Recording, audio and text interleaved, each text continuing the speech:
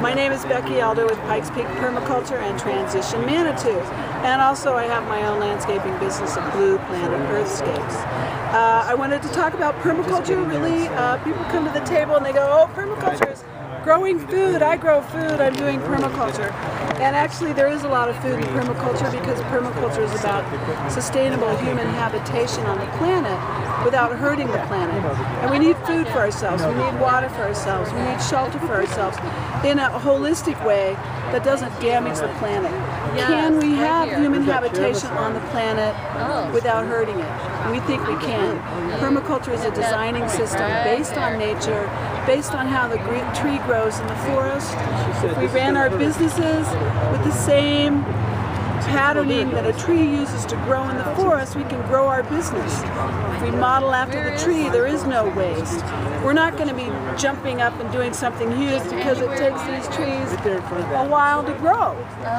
They don't grow all in 1 year. You don't immediately have a 50-foot tree. You work up to it. So that's one of the patternings from nature.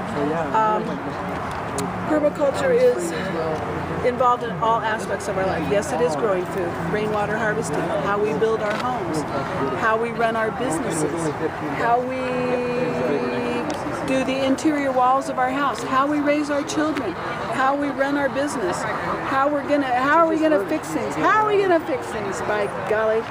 So, and then out of the permaculture movement came the Transition Town movement, which this doesn't show up very well. Transition Town is a designing system for communities. Permaculture is all about, there we go, permaculture is all about personal sustainability. Transition Town is about community sustainability. It's a template, if you will, but it's not an ABCD template where every community is taking the same steps. No, because every community is different, so it arises out of the community and out of who's doing it. It arises out of that. So there's Transition Town is less than 10 years old. It's international in scope. It's growing like wildfire. Permaculture is over 40 years. Let's get a permaculture book. Here we go. Permaculture is over 40 years old. And it came out of the 60s and into people looking at what we were doing on the planet back then and seeing that it wasn't sustainable and isn't there a better way to do things. Over there right now. So permaculture believes that, with permaculture, because it's a designing system, we can design our way out of all the stupidity in the world. Do you think? I think so. So I was an environmental activist all my life, and I'm still environmentally active, but I practice permaculture because it's so positive. It's solution-oriented. If you're having issues and it's a design problem, it's in the design. It's like, oh, this isn't working quite right. Well, let me look at that again. What would how would the river deal with this? How would the seashore deal with this? How would the tree handle this? I hate to make it sound too airy-fairy or trite, but it really is solid. Is there a particular style of home building that you would recommend for Colorado? Because the climate here and the terrain? Well, in permaculture would say, you got to do natural building. Natural building is green. Green building is not always natural. You can have all kinds of things like aluminum and that is not a good for the environment product. In Colorado, you do really well with the hybrid house, where let's see, I have, look at this. This is Cobb. This is one of the Bibles of Cobb. It's from Yanto Evans, and he's got his own factory going, Cobb Cottages, and a fabulous guy. He's also a permaculturalist.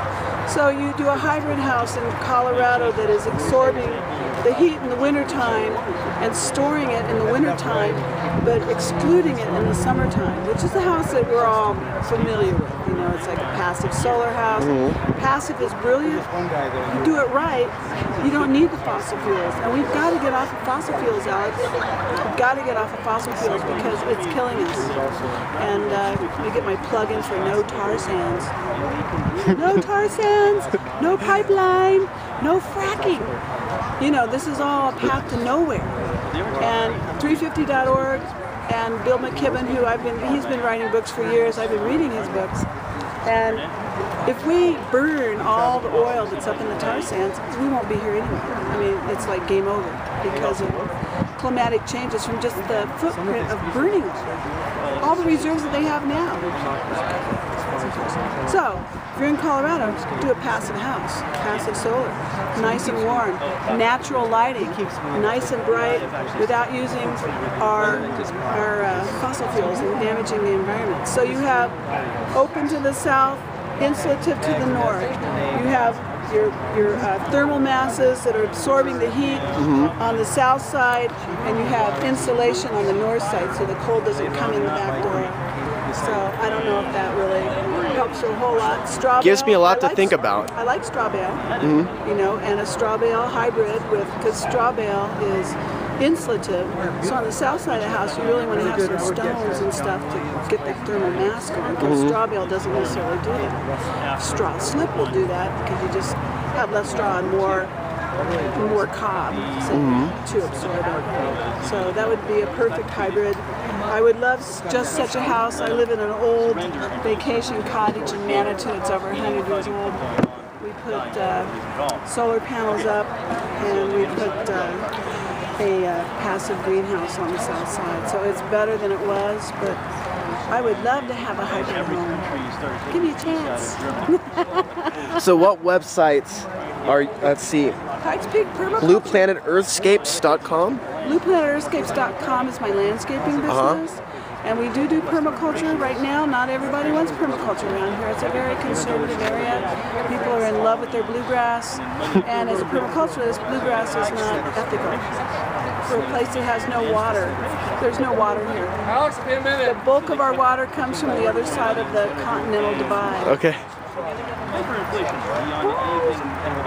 Excellent. Well, it was very nice to meet you. And I certainly have a lot to learn now that I'm in a new part of the United States. Oh, yeah. A better website or a different website would be pikespeakpermaculture.org. Okay. And then there's transitionmanitou.com. And there's more than just that. You've been to some of the other tables. There's some stuff going on. We have meetup.com, the Urban Homesteaders, and you have the Highland Group and the Colorado Spring Preppers. Yeah, I'm not that techy. Meetup drives me bonkers. And it's like, oh my gosh.